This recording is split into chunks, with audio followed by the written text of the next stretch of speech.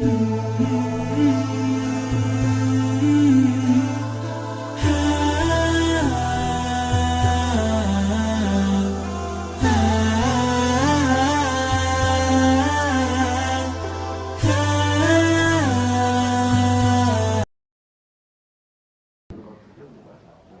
memang masih 34 tahun, tapi saya masih merasakan bagaimana hidup di tahun 90-an. Itu tuh nggak ada yang seperti ini, saling tuduh, saling celak, itu biasa aja. Zaman Kotaro Minami itu, Satya Baja Hitam. Nggak ada yang kayak gini. Baja Hitam RX, Baja Hitam Bio, Tendangan Maut, Pedang Matahari, Belalang Tempur, nggak ada yang kayak gini. Zaman Sensei ya Seiyu, Riki, Debu-Debu Intan, nggak ada yang kayak gini. Betul, saya katakan. Zaman Sailor Moon, Doraemon, Pokemon kekinian lah gitu ya. Itu nggak ada yang kayak gini. Apalagi Dragon Ball, Son Goku, Son Gohan, penulisnya Yusuke Watanabe. Saya paham saya. Anda aja belum tentu tahu. Saya hampir nggak pernah nonton begituan ya. Tapi saya baca tuh tahu. Ya. Nggak pernah. Zaman Del Piero, majalah Bobo disebutkan di situ 1 kali napas 2.000 rupiah. Nggak ada yang kayak gini. Demi Allah saya katakan nggak ada. Nggak ada orang ribut-ribut begini celah ini celah itu. Demi Allah tenang itu kehidupan. Makanya saya suka bingung, ini tiba-tiba 2000-an ke sini, kenapa pada ramai begini, asalnya dari mana gitu? Dari mana gitu?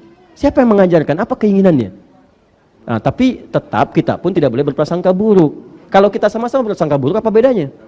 Makanya saya katakan, sudah, kalau ada yang demikian, jangan disoal. Maafkan dan doakan. Tugas kita bukan paksa orang. Kalau dicela nggak apa-apa. Terima celaan itu, kalau baik evaluasi, kalau benar itu evaluasi diri. Tapi kalau salah itu kemudian tidak harus merespon dengan yang buruk. Maafkan, dan itu resiko masing-masing. Dan itulah dakwah. Tapi saya ingatkan, kalau ada yang belajar seperti itu, belajar tapi senang mencela orang, nyalahin orang, debat orang, dan sebagainya, maka lihat baik-baik kata Nabi, huwa finnar. Orang itu sedang mengurangi pahalanya dan tempatnya di neraka.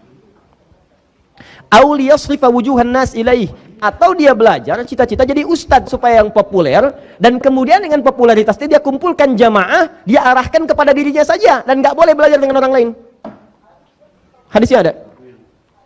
Auliyasrifa wujuhan nas ilaih, dia ngajar orang belajar pengetahuan sampai jadi ustadz supaya orang berpaling ke dia aja, bukan pada yang lain.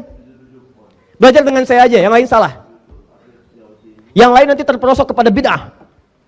Padahal Anda pun belum mengerti apa itu bid'ah. Tapi Anda dijaga, diterangin versinya aja. Dan dijaga sampai di situ supaya tidak belajar dengan yang lainnya. Tidak menambah wawasan Anda, tidak menambah pengetahuan Anda. Itu kan bertentangan dengan Quran langsung. Quran mengajak kita untuk banyak belajar. Anda dibatasi pelajaran Anda.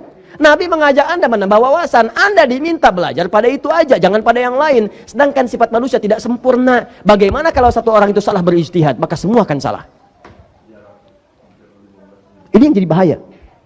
Jika ada yang seperti itu, maka tempatnya di neraka. Dan kelak di Al-Ahzab disebutkan, muridnya akan mengadu kepada Allah. Awas, akan mengadu. Kalau dia pejabat, ngadu. Kalau dia ustadz, ngadu. Ya Allah, timpakan azab kepada dia 2 kali lipat karena dia saya salah. Kalau dia pejabat, maka karyawan mengadu. Ya Allah, timpakan kepada dia 2 kali lipat. Ya Allah, karena dengan petunjuk dia saya salah. Saya dipaksa berbuat maksiat. Saya ikut tuh karena dia. Saya diminta gini, saya belikan tiket yang palsu, tuliskan yang palsu. Ya Allah, saya tidak punya kekuatan saat itu. Kalau saya masuk neraka sekarang, timpakan kepada dia 2 kali lipat. Termasuk guru yang seperti itu. Huwa finnar, kata Nabi. Guru di neraka.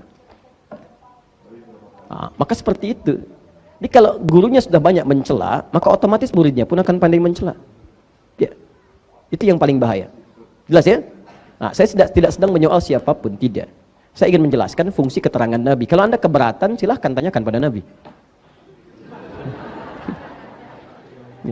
Yang paling bahaya itu Anda belajar Quran dengan sunnah, tapi Anda melanggar ketentuan Quran dan sunnah. Pertanyaan saya, yang Anda pelajari apa? Apa?